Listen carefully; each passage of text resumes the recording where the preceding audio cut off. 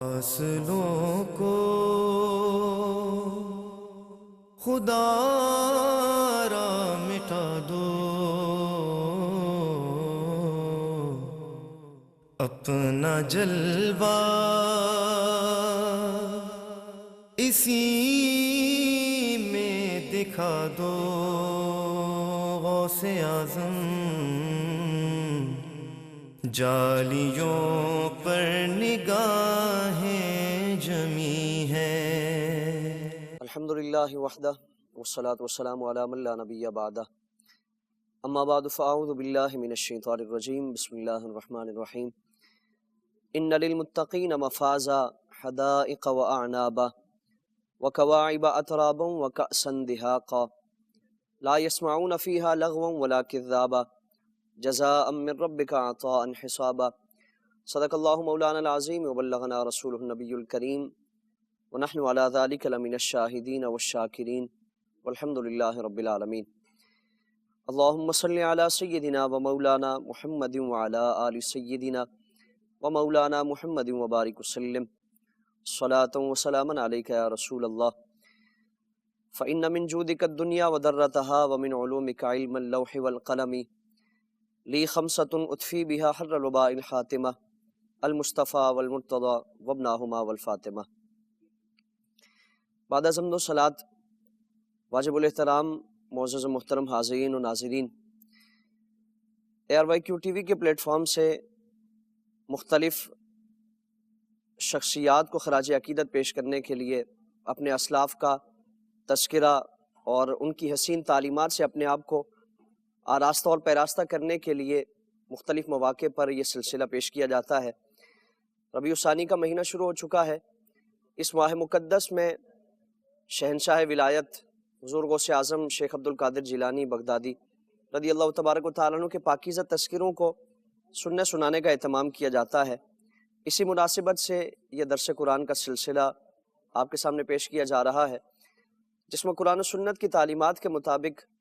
اولیاء کاملین کی سیرت، ان کا کردار، ان کی تعلیمات ہم جاننے کی اور اس کے مطابق اپنے عقائد و اعمال کی اصلاح کی ہم کوشش کریں گے۔ قرآن کریم میں اللہ رب العالمین نے ان اہل اللہ کے مقام و مرتبے کو بھی بیان فرمایا، اور اسی کے ساتھ ساتھ اللہ کی بارگاہ میں ان کے لیے بڑا جو اعزاز ہے، شرف ہے، اور ان کے لیے اللہ تعالیٰ کی طرف سے جو انعام و اکرام کا سلسلہ ہے اور ان کا حسین جو انجام ہے، ٹھکانہ ہے، اس کو بیان فرمایا گیا۔ سورہ نبا کی چند آیات بینات آپ کے سامنے تلاوت کی گئی ہیں۔ ارشاد خداوندی ہے کہ ان للمتقین مفازا، کہ بے شک متقین کے لیے کامیابی کی جگہ ہے، حدائق و اعنابا،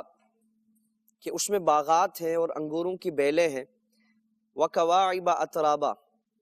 اور نوجوان ہم عمر بیویاں ہیں، وکأسا دہاقا، اور چھلکتے ہوئے پاکیزہ جام ہیں، لا یسمعون فیہا لغوا ولا کذابا، کہ اس میں نہ کوئی لغو بات سنیں گے اور نہ وہ ایک دوسرے کی تکذیب کریں گے۔ جزاء من ربک عطاء حسابا، آپ کے رب کی طرف سے یہ جزا ہوگی اور نہایت کافی عطا ہوگی۔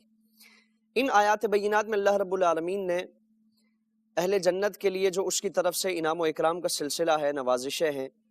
الطاف و عنایت کی بارشوں کا جو سلسلہ ہوگا، اللہ رب العالمین کی طرف سے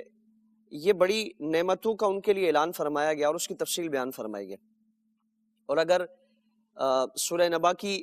جو اس سے گزشتہ آیات ہیں ان سے متعلق ہم جائزہ لیں تو ان آیات بینات میں اللہ تعالیٰ نے کافروں کی مختلف اقسام، ان پر عذاب کی اقسام جو ہے، سختیاں ہیں، اور بدترین جو ان کے لیے اللہ کی طرف سے عذاب ان کی نافرمانی کی وجہ سے ہے،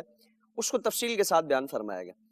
اور اسی لیے ہم قرآن کریم کا اگر جائزہ لیں، از اول تا آخر قرآن کو ہم دیکھیں تو اسلوب قرآن یہ ہے کہ جہاں مومنین کا تذکرہ کیا جاتا ہے، متقین کا تذکرہ کیا جاتا ہے، ان کے اعمال کا، ان کے کردار کا اور ان کے انجام کا تذکرہ کیا جاتا ہے، کہ جو اہل اللہ ہیں، اللہ کے نیک بندے ہیں، جو اپنی زندگی اللہ تعالیٰ کے احکامات کے مطابق گزارتے ہیں اور وہ اپنی زندگی اللہ کو راضی کرنے کے لیے تگ و دو کرتے رہتے ہیں، کوشش میں رہتے ہیں کہ اللہ رب العالمین کسی طرح راضی ہو جائے، اور ان کے لیے پھر آخرت میں اللہ کی بارگاہ سے اعزاز و اکرام کیا ہے، انجام کیا ہے، اس کو قرآن کریم نے جہاں بیان فرمایا، ہم دیکھیں کہ متصلاً اسی کے ساتھ ساتھ جو نافرمان ہیں، باغی ہیں، سرکش ہیں، اور جنہوں نے اپنی زندگی میں اللہ رب العالمین کی نافرمانی کی اور ان بدعمالیوں کی وجہ سے اللہ کے قہر و غضب میں مبتلا ہوئے، تو متصلاً اللہ تعالیٰ ان کا بھی تذکرہ فرماتا ہے، اور ان کا تذکرہ فرمانے کے ساتھ ساتھ ان کے جو برے کرتوت ہیں، بدعمالیاں، اس کا تذکرہ کیا جاتا ہے، پھر ان کا جو بدترین انجام ہے اس کو بیان فرمایا جاتا ہے۔ اس کی وجہ یہ ہے کہ جو بھی قرآن پڑھنے سننے والا ہے اس کے سامنے یہ دونوں گروہ ہونے چاہیے، دونوں راستے ہوں، کہ اگر نیکی کے راستے پر چلے گا تو اس کے سامنے راستہ بھی ہو اور اس کا انجام بھی ہو، اور اسی کے ساتھ ساتھ اگر بدوں کے راستے پر چلے گا، اللہ کے نافرمانوں کے راستے پر چلے گا، ان کے کرتوت اور ان کے اعمال کو اختیار کرے گا، تو اسے یہ پتہ ہونا چاہیے کہ راستہ کہاں جا کر اختتام پذیر ہوتا ہے، اس کا انجام ٹھکانہ کیا ہے۔ تو اللہ تعالیٰ نے اس سے قبل کفار سے متعلق تذکرہ فرمایا کہ جنہوں نے نافرمانیاں، بدعمالیاں اور اللہ کے قہر و غضب کا اس کو دعوت دی اور ایسے اعمال کیے جو اللہ کی رحمتوں سے محروم کرنے والے، تو ان کے لیے جو عذاب کی مختلف اقسام ہیں، سختیاں ہیں، اور بدترین جو عذاب ہے اس کو بیان فرمایا گیا۔ تو اب یہاں مومنین کے لیے بڑی بشارتیں، بڑی خوشخبریاں فرمائی جا رہی ہیں کہ جو متقی ہیں، پرہیزگار ہیں، اللہ کے فرما بردار بندے ہیں، اللہ کی بارگاہ سے ان کے لیے بڑی کامیابی ہے، ان کے لیے عظیم الشان باغات ہیں، اور وہ باغات ایسے کہ انسان کی سوچ، اس کی فہم، اس کے تصور میں وہ ساری نعمتیں نہیں آ سکتی، کہ کسی انسان نے وہ نہ دیکھی ہیں، نہ اس کے بارے میں دل میں خیال آیا ہے، نہ کبھی وہ سوچ سمجھ سکتا ہے کہ اللہ کی بارگاہ سے ان کے لیے اتنے بڑے اعزاز و شرف کا معاملہ کیا جائے گا۔ تو یہاں اللہ رب العالمین نے دونوں راستے بیان فرمائے، اور ان دونوں راستوں میں سے کسی بھی راستے کو چننا یہ انسان کے اختیار میں دے دیا، یعنی اللہ تعالیٰ تقوی یا گناہ دونوں راستوں میں کسی پر جبر نہیں کرتا، یہ انسان کا اپنا عمل ہوتا ہے۔ فَأَلْهَمَهَا فُجُورَهَا وَتَقْوَاهَا، کہ انسان کو فجور بھی الہام فرما دیا اور تقوی بھی الہام فرما دیا، یہ دونوں راستے بیان فرما دیے کہ تم اس راستے پر جاؤ گے، اس کا انجام بھی تمہارے سامنے ہے، ہم نے وہ بھی بیان فرما دیا، اور دوسرے راستے یعنی فجور گناہ کے راستے پر چلو گے تو اس کا بدترین انجام وہ تمہارے سامنے ہے۔ اب انسان کی اپنی مرضی ہے کہ وہ اللہ رب العالمین کو راضی کرنے کے لیے کوشش کرتا ہے، عبادات کا، ریاضات کا، مجاہدوں کا اہتمام کرتا ہے، یا پھر اس کے علاوہ جو دوسرا راستہ اس کو اختیار کرتا ہے۔ یہاں اللہ تعالیٰ نے متقین کے لیے بڑے انعام و اکرام کا تذکرہ فرمایا۔ متقی کیا ہے اور تقویٰ کسے کہتے ہیں؟ کہ جس پر چل کر، جس راستے پر گامزن رہ کر انسان متقی ہونے کا اعزاز حاصل کرتا ہے، تو اس کی بے شمار تعریفات فرمائی گئی۔ بڑی آسان سی تعریف یہ ہے کہ انسان ہر اس فعل کو اختیار کرے جو اللہ رب العالمین نے اور اللہ کے رسول صلی اللہ تعالی علیہ وسلم نے اس کی تعلیم و تاکید فرمائی، اور ہر اس کام سے بچنے کی، اس سے گریز کرنے کی کوشش کرے، اور اس سے پرہیز کرے کہ جو اللہ اور اس کے رسول کی ناراضگی اور نافرمانی کا باعث ہے۔ یعنی یہ تقوی ہے کہ جو جو چیزیں اللہ نے ہم سے تقاضا فرمائی، جو حکم فرمایا گیا کہ یہ کرنا ہے، اس کو کیا جائے، اور جن چیزوں سے باز رہنے کا حکم فرمایا گیا اس سے باز رہا جائے، یہ تقوی ہے کہ اگر اس راستے پر انسان چلے گا تو اللہ تعالیٰ کی بارگاہ سے اسے متقی ہونے کا شرف و سعادت عطا فرمائی جائے گی۔ اور متقین کی جتنے اعزازات ہیں، جتنے اکرام اور جتنے انعام کا جو سلسلہ ہے، اللہ تعالیٰ اسے بھی وہ عطا فرمائے گا۔ قرآن کریم میں از اول تا آخر ہم دیکھیں تو مومنین کا، متقین کا تذکرہ، ان کے اوصاف، ان کی ایک ایک نشانی و علامت کو بیان فرمائے۔ سورہ بقرہ آغاز کرتے ہیں تو اللہ تعالیٰ نے قرآن کریم کا تعارف بیان فرمایا، ذالک الکتاب لا ریب فیہ ھدی للمتقین۔ اب سوال یہ پیدا ہوتا ہے متقین کیا ہیں؟ تو اللہ تعالیٰ نے وہ سارے ان کے اوصاف بیان فرمائے، الذین یؤمنون بالغیب ویقیمون الصلاۃ ومما رزقناہم ینفقون، کہ الذین یؤمنون بالغیب، وہ غیب پر ایمان لانے والے ہیں، ویقیمون الصلاۃ، اور نماز قائم کرنے والے ہیں، ومما رزقناہم ینفقون، اور جو ہم نے انہیں عطا فرمایا اس میں خرچ کرنے والے، یعنی عقیدے میں بھی پختہ ہو اور عمل میں بھی پختہ ہو۔ کہ عقیدہ کیا ہے؟ الذین یؤمنون بالغیب، جو اللہ کے رسول صلی اللہ تعالیٰ علیہ وآلہ وسلم نے جو چیزیں بیان فرمائی، جو حضور نے دین عطا فرمایا، وہ ہمارے سامنے وہ ساری چیزیں موجود نہیں ہیں۔ جس طرح اللہ رب العالمین کا وجود ہے، اسی طرح فرشتے ہیں، جنت دوزخ ہے، یہ ساری چیزیں ہم سے غائب ہیں۔ تو ان پر ایمان لانا کہ اللہ نے وہ تعلیمات اور احکام نازل فرمائے ہیں، اس کے حبیب صلی اللہ تعالیٰ علیہ وآلہ وسلم کی زبان سے سن کر ان پر ایمان لانا، یہ تقویٰ کی نشانی ہے۔ اس کی ٹو میں نہ لگنا، اس کی جستجو میں، اس کے کیل و کال میں، اعتراضات میں، وہ ساری نشانیاں آ گئیں، سارے دلائل ہمارے پاس موجود ہیں، معجزات کی صورت میں حضور کی نبوت ہمارے سامنے موجود ہے. تو غیب پر ایمان لانا، اس سے مراد کیا ہے کہ ہمارا عقیدہ، ہمارا ایمان مضبوط ہو. اور آگے چل کر پھر عمل سے متعلق فرمائیں کہ وہ نماز بھی پڑھتے ہیں، وہ ہمارے دیوں سے خرچ بھی کرتے ہیں. جو حضور پر اللہ نے نازل فرمایا یا آپ سے پہلے جو نازل فرمایا گیا، ان ساری چیزوں پر وہ ایمان لانے والے. تو ایمان بھی اس کا پختہ ہو، عقیدہ بھی پختہ ہو، اور عمل بھی اس کا پختہ ہو، یہ متقین کی نشانی ہے. اور کسی اگر ایک چیز میں بھی وہ کمزور پڑ جاتا ہے، یعنی اس کا عقیدہ اس میں بوسیدگی آ جاتی ہے یا اس کے عمل میں بوسیدگی آ جاتی ہے، تو وہ تقوی کے معیار پہ پورا نہیں اترے گا، اس کو متقی نہیں کہا جائے گا. وہ اللہ کی بارگاہ میں پسندیدہ بندہ نہیں ہوگا کہ ان دونوں چیزوں میں کسی ایک میں بھی اگر اس میں کوتاہی اور کمی پائی جاتی ہے. تو تقوی، ایمان بھی سلامت، ایمان میں بھی پختگی اور عقیدے میں بھی پختگی ہو، یہ اللہ رب العالمین کی بارگاہ میں اس کے لیے متقی کا ٹائٹل عطا فرمائے گا. اور پھر آگے چل کر فرمائیں کہ اولئک علی ھدی من ربہم واولئک هم المفلحون، یہ ہدایت پر بھی ہیں اور دنیا اور آخرت میں اللہ تعالیٰ نے انہیں کامیابی بھی عطا فرمائی. یعنی فلاح والے بھی یہی لوگ ہیں کہ جو اس راستے پر چل کر اللہ کی رضا حاصل کرنے کی اور اپنی زندگی گزارنے کی کوشش کریں گے تو اللہ تعالیٰ اسے دنیا میں بھی کامیابی عطا فرماتا ہے اور آخرت میں بھی کامیابی عطا فرماتا ہے. تو یہاں جو انعام کا تذکرہ فرمایا گیا وہ ان لوگوں کے لیے. پھر قرآن کریم میں اگر دیگر مقامات پر ہم جائزہ لیں، سورہ بقرہ کی ایک اور آیت جسے آیہ بر کہا جاتا ہے، اور مشرکین کا ایک دعویٰ تھا کہ ہم بڑے نیک اعمال کرتے ہیں، حجاج کو ہم پانی پلاتے ہیں یا حاجیوں کی خدمت کرتے ہیں، خانہ کعبہ کی تعمیر و توسیع اور دیگر اس کی خدمت اور اس کی حفاظت کرنا، یہ ساری چیزیں کرتے ہیں. اس پر وہ اترایا کرتے تھے کہ ہم یہ سارے کام کرتے تو ہم بھی اللہ کے برگزیدہ بندے ہیں، اللہ کے پسندیدہ ہیں. تو یہاں فرمایا گیا کہ تقویٰ صرف ایک دو چیزوں کو اختیار کرنے کا نام نہیں ہے کہ آپ نے حاجیوں کو پانی پلا لیا، حاجیوں کی دوران حج خدمت کر لی، خانہ کعبہ کی خدمت کر لی، صرف ایک دو چیزوں کا تقویٰ نام نہیں ہے. تقویٰ کیا ہے کہ ہر اس چیز کو اختیار کرنا جو اللہ رب العالمین تک لے جانے والا ہو. اللہ کا حکم اختیار کرنا، اس پر عمل کرنا، اللہ کی طرف سے جو پیغامات انبیاء کے ذریعے بھیجے جائیں اس پر عمل کرنا، یہ تقویٰ ہے. اور جن چیزوں سے رب ناراض ہوتا ہے ان کو چھوڑ دینا، جن چیزوں سے اللہ رب العالمین نے منع فرمایا ان کو چھوڑ دینا، یہ تقویٰ ہے. صرف ایک دو چیزوں کو اختیار کر لینا اور باقی ساری چیزوں کو پس پوش ڈال دینا، یہ تقویٰ نہیں. تو آیہ بر میں ان ساری چیزوں کو بیان فرمایا کہ لیس البر ان تولوا وجوہکم قبل المشرق والمغرب، کہ مشرق و مغرب کسی ایک سمت میں تم اپنا چہرہ کر لو اور یہ سمجھ لو کہ نیکی ہو گئی اور ہم نیکی کے راستے پر ہیں. فرمایا کہ صرف نیکی اتنی محدود نہیں ہے، تقویٰ اتنا محدود نہیں ہے. تقویٰ کیا ہے؟ وَلَٰكِنَّ الْبِرَّ مَنْ آمَنَ بِاللَّهِ وَالْيَوْمِ الْآخِرِ، اور تقویٰ یہ ہے کہ تم اللہ پر ایمان لاؤ، آخرت پر ایمان لاؤ، والملائکۃ والکتاب والنبیین، یہ عقائد بیان فرمائے.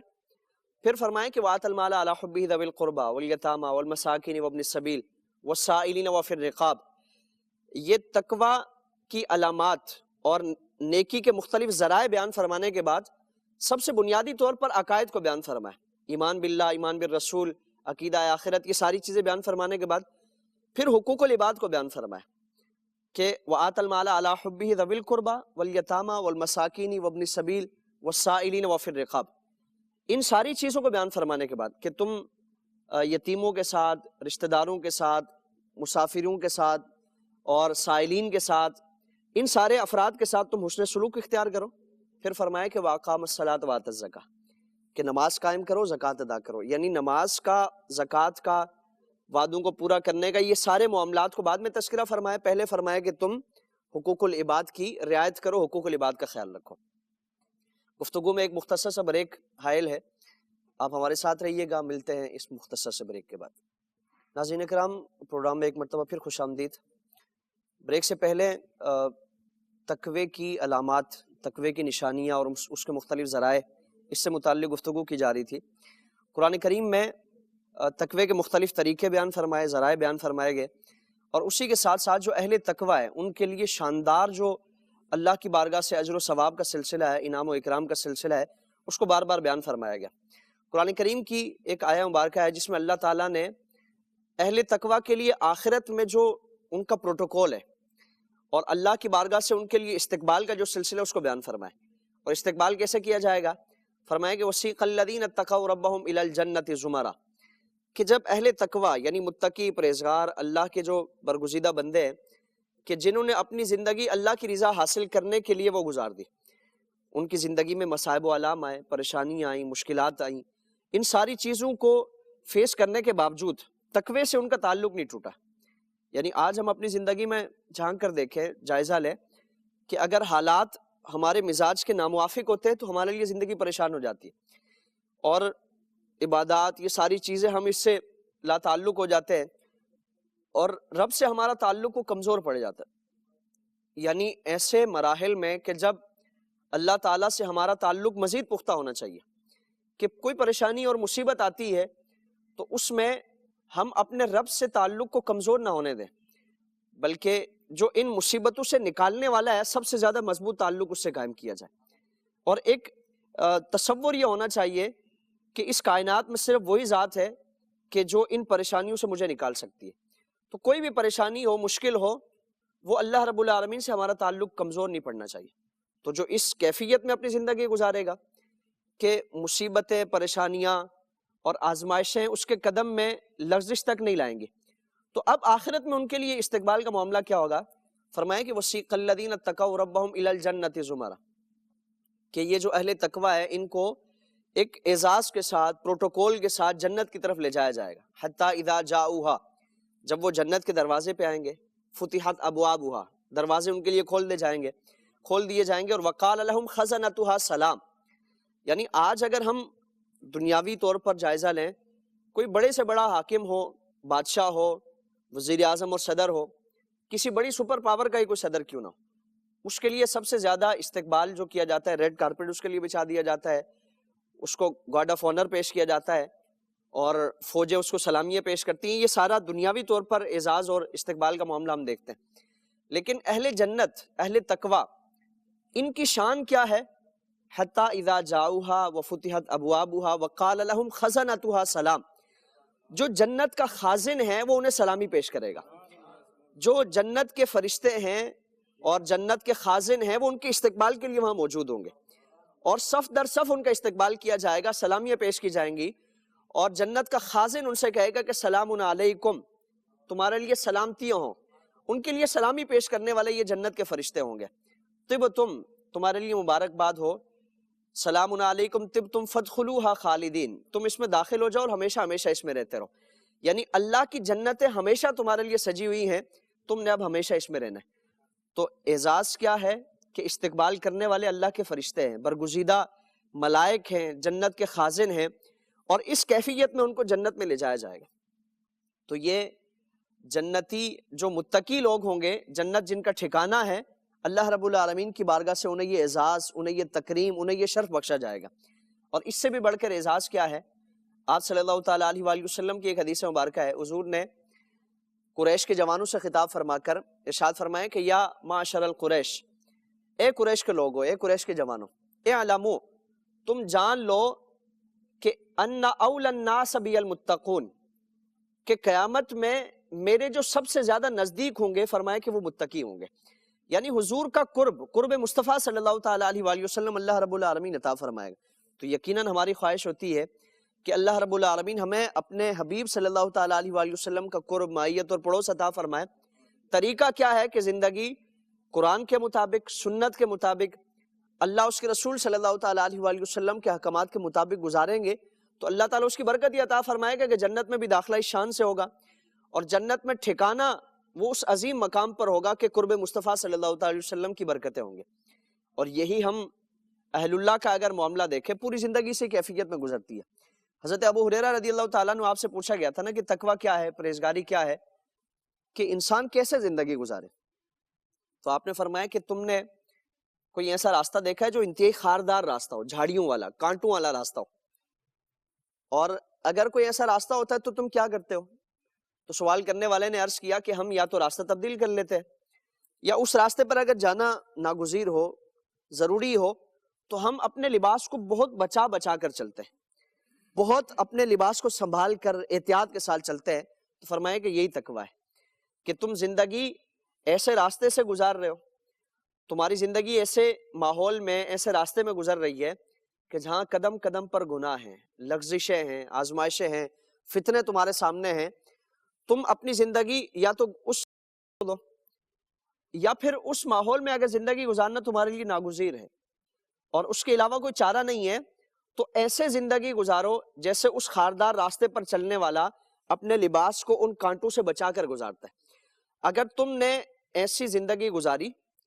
اور اپنے آپ کو بچا کر اس راستے سے گزر گئے تو فرمایا کہ اللہ کی بارگاہ میں تمہارے لیے وہ سارے اعزازات اور ساری بشارتیں تمہارے لیے، سارے انعامات اللہ کی بارگاہ سے تمہیں عطا فرمائے جائیں گے۔ لیکن ظاہر ہے اگر وہ لباس ان کانٹوں میں الجھ گیا تو لباس پھٹ جائے گا، یعنی ہم وہ ان اعزازات سے محروم ہو جائیں گے،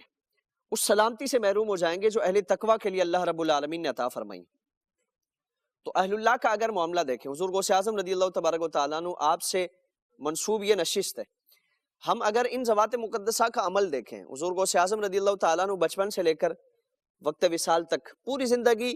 اللہ رب العالمین کے احکامات کے مطابق گزاری، اور آپ کی زندگی کا ایک ایک پہلو ہم اگر اس کا جائزہ لیں اور ہم اس سے اپنے لیے رہنمائی حاصل کرنے کی کوشش کریں تو پوری زندگی کبھی بھی ایک لمحے کے لیے بھی آپ عبادت سے غافل نہیں ہوتے، دن ہو، رات ہو، سفر ہو، حضر ہو، تنگی ہو، تکلیف ہو، صحت ہو، بیماری ہو، کوئی کیسی کیفیت کیوں نہ ہو، آپ کی زندگی سے جڑا ہوا کوئی بھی مرحلہ ہو، کوئی بھی پہلو ایسا نہیں ہے کہ جہاں ہمیں عبادت سے غفلت نظر آتی۔ اور اسی کے ساتھ ساتھ ہمیں جہاں اہل تقوی کی پہچان ان ذوات مقدسہ سے ہوتی ہے، اسی کے ساتھ ساتھ ہم اگر اس دور میں متقین کو پہچاننا چاہتے ہیں، اولیاء اللہ کی پہچان چاہتے ہیں، تو ان ذوات مقدسہ کی شخصیات ہمارے سامنے ہیں، ہم ان کو سامنے رکھیں اور ان کی سیرت، ان کا کردار، ان کا طرز زندگی اس کے مطابق دیکھیں کہ اگر ہمارے معاشرے میں جو لوگ موجود ہیں، جو دعوے کرتے ہیں، جو اپنے آپ کو ان سے منسوب کرتے ہیں، اگر ان کی زندگی ان ذوات مقدسہ کے مطابق ہے تو یقیناً وہ اہل تقوی ہے، یقیناً وہ اولیاء کاملین ہیں۔ حضور غوث اعظم رضی اللہ تبارک و تعالیٰ نے آپ کے بچپن کا واقعہ بڑا مشہور، ہم بار بار اس کو سنتے ہیں، بچپن سے ہم اس کو پڑھتے سنتے آئے ہیں کہ راستے میں ہیں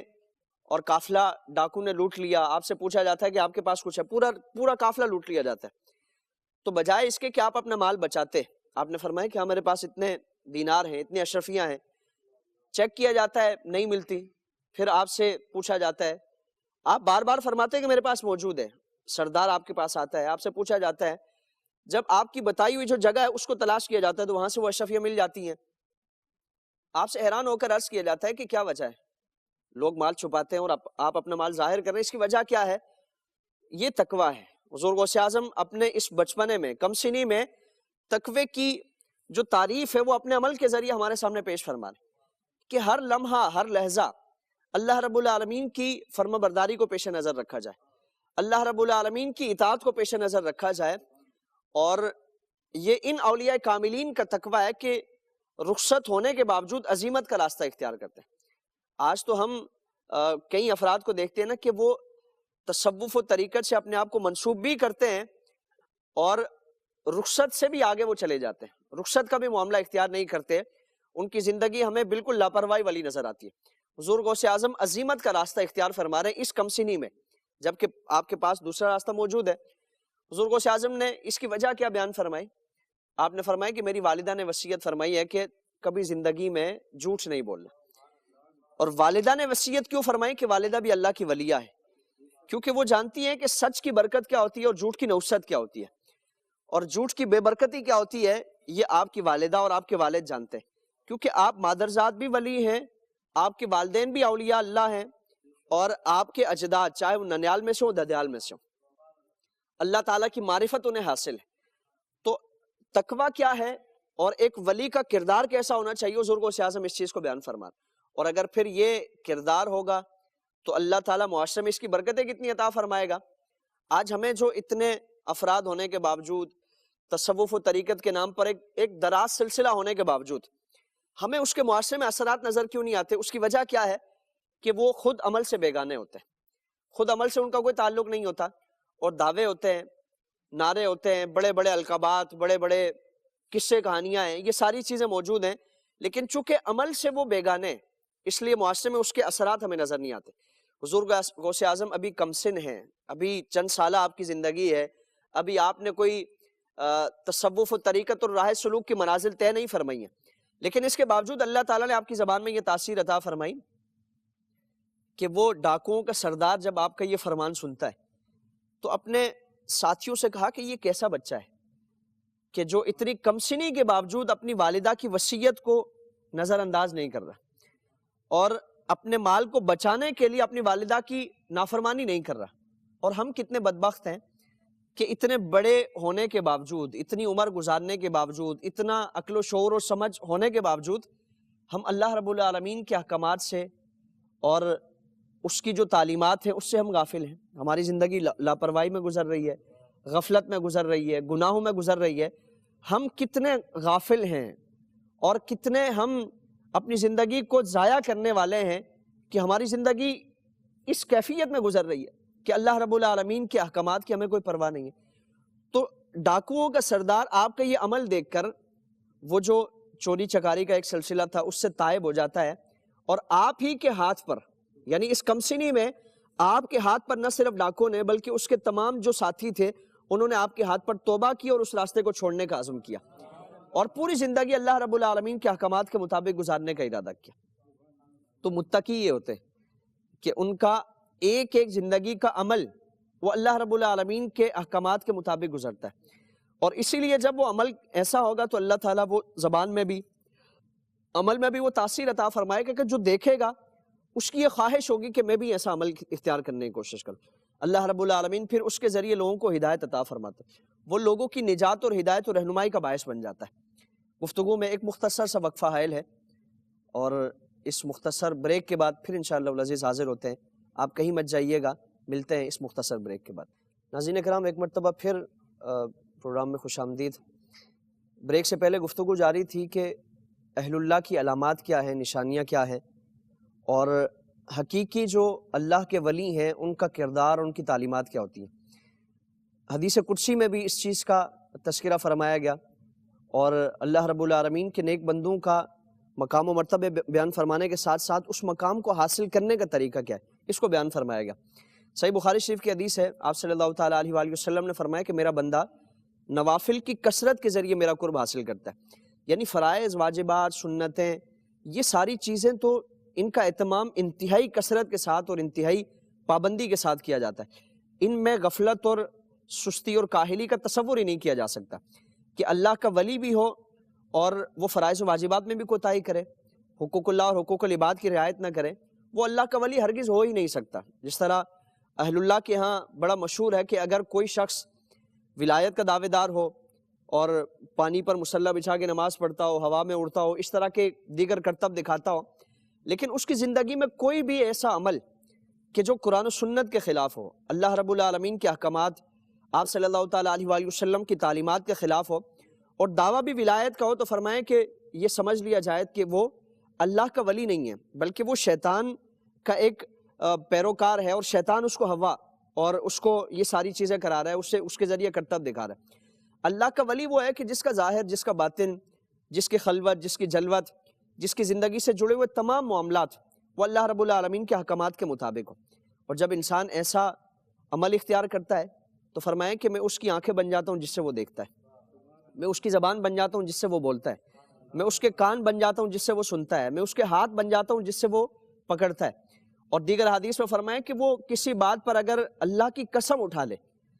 اگر وہ کسی کام پر اللہ کی قسم اٹھا لے تو اللہ تعالیٰ اس کی قسم کو رائگاں نہیں فرماتا. یعنی اس کی زبان سے جو الفاظ ادا ہوتے ہیں اللہ رب العالمین اس کو پورا فرما دیتا ہے. یہ اہل اللہ کا معاملہ دیکھیں، یعنی اللہ تعالیٰ اس کی آنکھیں بن جاتا ہے. حضور غوث اعظم رضی اللہ تبارک و تعالیٰ عنہ، آپ نے فرمایا نا کہ نظر تو الی بلاد اللہ جمعاً کخردلۃ علی حکم اتصالی،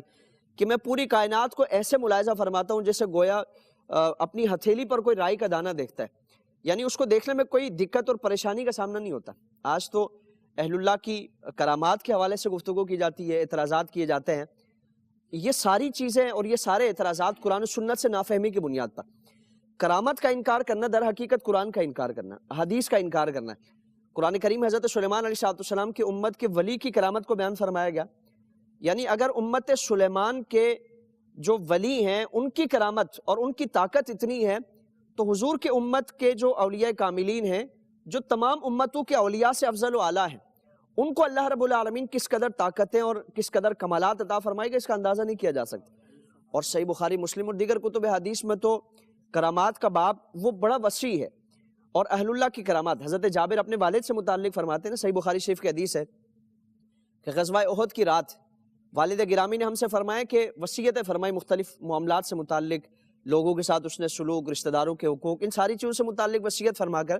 فرمائیں کہ میں یہ یقین کر رہا ہوں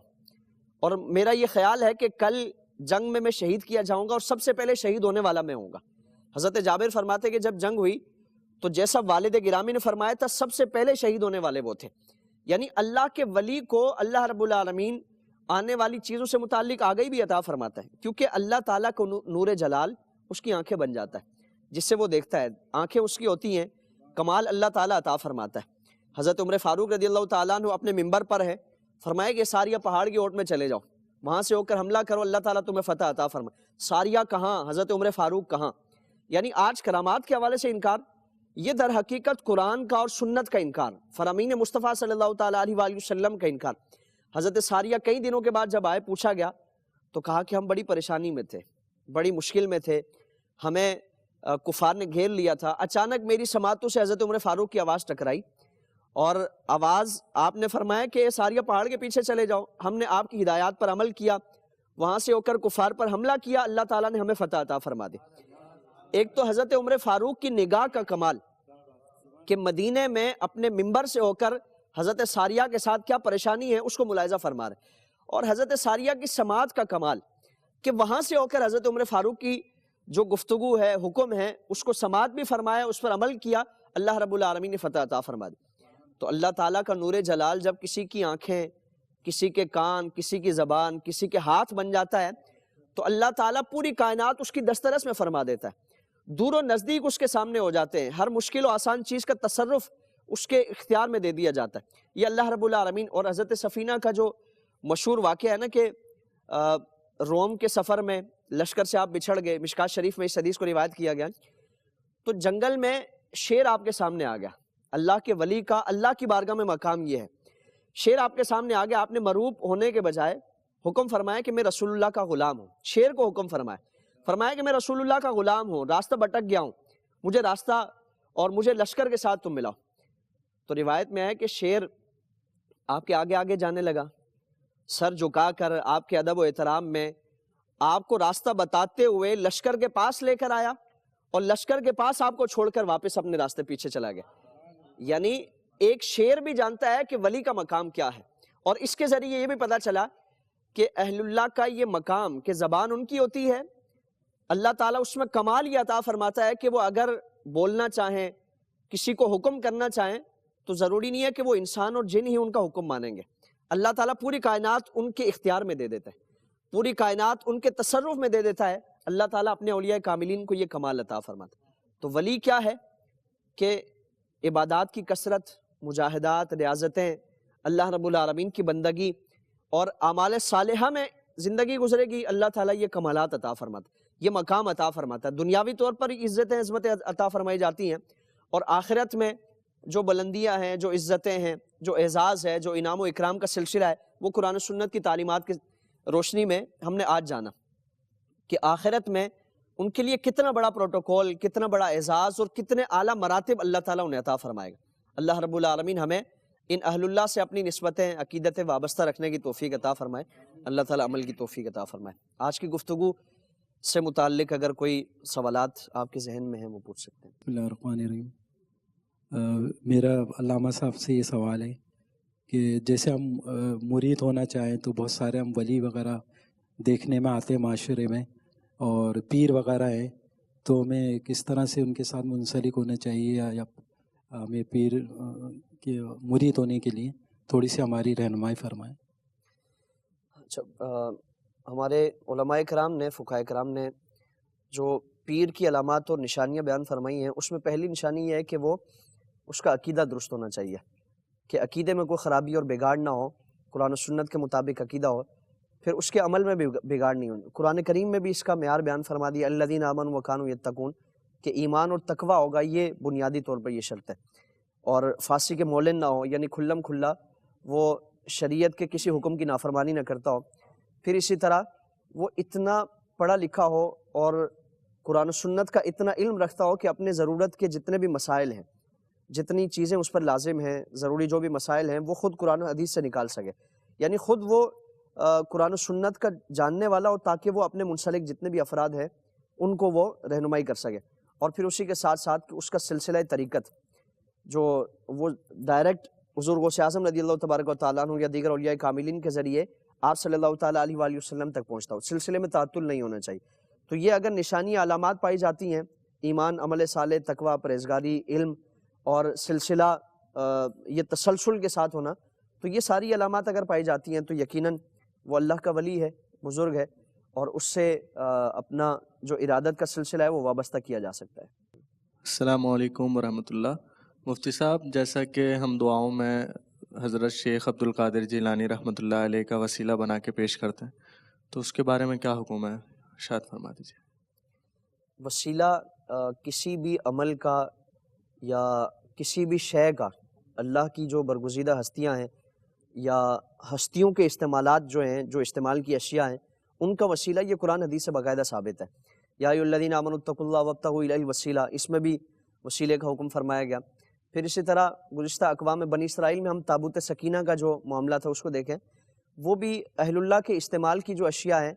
ان کے وسیلے سے اللہ رب العالمین سے اپنے لیے فتوحات مانگی جاتی ہے، مشکلات سے خلاصی مانگی جاتی ہے، تو اللہ تعالیٰ وہ مشکلات سے نجات عطا فرماتا ہے۔ تو یہاں بھی وسیلے کا تصور پایا جاتا ہے کہ انبیاء اکرام علیہ السلام کے استعمال کی جو اشیاء ہیں ان کے وسیلے سے دعا مانگی جاتی ہے، فتوحات مانگی جاتی ہے، تو اللہ تعالیٰ وہ فتح عطا فرماتا ہے۔ پھر اسی طرح آپ صلی اللہ تعالیٰ علیہ وآلہ وسلم کی تشریف آوری سے قبل یہود و نصارہ آپ کے وسیلے سے اللہ تعالیٰ سے اپنے لیے فتح مانگا کرتے تھے۔ وَكَانُوا مِن قَبْلُ يَسْتَفْتِحُونَ عَلَى الَّذِينَ كَفَرُوا، یہ قرآن کریم میں فرمایا گیا۔ تو اللہ تعالیٰ حضور کے وسیلے سے، حضور کی آمد سے بھی پہلے اللہ تعالیٰ انہیں فتوحات عطا فرماتا تھا۔ تو اہل اللہ کے وسیلے سے، انبیاء اکرام علیہ السلام کے وسیلے سے، اور اولیاء کاملین کے وسیلے سے، اللہ کے برگزیدہ بندوں کے وسیلے سے اللہ تعالیٰ سے کوئی بھی چیز مانگی جائے، یقیناً ان کا مقام اللہ کی بارگاہ میں یہ ہے کہ اللہ تعالیٰ ان کے وسیلے سے وہ کرم فرماتا ہے، وہ مشکل ضرور حل فرماتا ہے۔ تو ہماری اپنی حیثیت اور اوقات نہیں ہے کہ اللہ کی بارگاہ میں ہم اپنی کوئی معروضات پیش کر سکیں۔ ان اہل اللہ کا اگر وسیلہ و تعلق جڑے گا تو اس نسبت کی برکت سے اللہ رب العالمین ہمارے معاملات میں آسانی فرمائے گا۔ مجھ سے میرے سوال ہے کہ اولیاء کرام کے بارے میں ہم قرآن کریم میں پڑھتے ہیں، تو اس کی کیا پہچان ہے کہ اولیاء کرام مقصد ہمارے یہاں جو موجود ان کے عمل کیا تھے، وہ کس طریقے سے، اور پہچانیں گے کیسے ہم کہ یہ اللہ کے ولی ہیں؟ اس سے پہلے جو گفتگو ہوئی اس میں اولیاء کاملین کی تفصیلات، ان کی علامات، ان کی نشانیاں، ان کی پہچان کیا ہے، کہ وہ ان کی زندگی کا جڑا ہوا کوئی بھی پہلو، کوئی بھی لمحہ وہ عبادت سے غافل نہ ہو، اور اس میں اللہ رب العالمین کی نافرمانی کا کوئی پہلو نہ پایا جاتا۔ حضور خواجہ غریب نواز علیہ الرحمہ آپ کی بارگاہ میں ایک شخص مرید ہونے کے لیے آیا تھا نا، تو کئی دن اس نے لگائے، مہینے ہو گئے، کوئی کرامت نہیں دیکھی اور کوئی اس طرح کا معاملہ نہیں دیکھا، تو واپس جانے لگا۔ آپ نے پوچھا کہ آئے کیوں تھے؟ عرض کیا کہ حضور مرید ہونے کا ارادہ تھا، کوئی کرامت نہیں دیکھی، کسی صاحب کرامت ولی کے پاس جا کر اس کا مرید ہونا ہے۔ تو آپ نے فرمایا کہ یہ بتاؤ کہ یہ جو مہینے تم نے گزارے ہیں اس میں کوئی بھی ایک بھی لمحہ ایسا گزرا ہے کہ جس میں تم نے میرے کردار، میرے عمل اور میرے معمولات میں کوئی اللہ کی نافرمانی والا پہلو دیکھا ہے؟ تو عرض کی کہ حضور کوئی ایسا معاملہ نہیں دیکھا۔ تو فرمایا کہ یہی ولی کی پہچان ہے، یہی ولایت ہے کہ انسان کی زندگی سے جڑا ہوا ہر لمحہ وہ اللہ رب العالمین کے احکامات کے مطابق ہو۔ تو انسان اگر کوئی بھی دعویٰ کرنے والا ہے، تصوف کوئی ظاہری لبادے کا نام نہیں ہے کہ لمبے بال رکھ لیے، 5-6 انگوٹھیاں پہن لی، عجیب و غریب قسم کا چوگا پہن لیا، یہ ان ساری چیزوں کا تصوف ظاہری لبادے کا نام نہیں، یا مخصوص علامات کا نام نہیں۔ اللہ رب العالمین کی عبادت، اللہ کی اطاعت، اللہ کے رسول صلی اللہ تعالیٰ علیہ وآلہ وسلم کی فرما برداری اور دین کے مطابق اپنی زندگی گزارنا، یہ ولی کی پہچان ہے۔ اگر اس طریقے کے مطابق زندگی گزارنے والے ہیں تو یقیناً اللہ رب العالمین کا انہیں قرب و معرفت حاصل ہے، اور جو ان سے جڑے گا اللہ تعالیٰ ان کی برکتیں اسے بھی عطا فرمائے گا۔ اور جو ایسا نہیں ہے، وہ خود پہنچا ہوا نہیں ہے، خود اللہ کی بارگاہ میں اس کا کوئی مقام و حیثیت نہیں ہے، تو یقیناً اس سے وابستگان جو ہیں وہ بھی گمراہ ہوں گے، بھٹکے ہوں گے، اپنا وقت اور اپنا جو بھی سرمایہ ہے،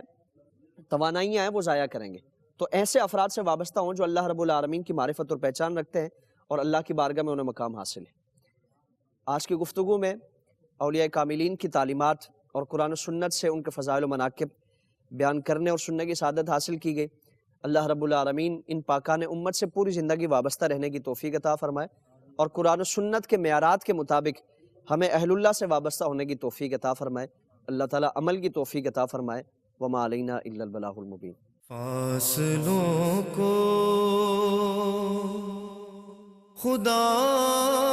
را مٹا دو، اپنا جلوہ اسی میں دکھا دو، غوث اعظم جالیوں پر نگاہیں جمی ہے، جالیوں پر نگاہیں جمی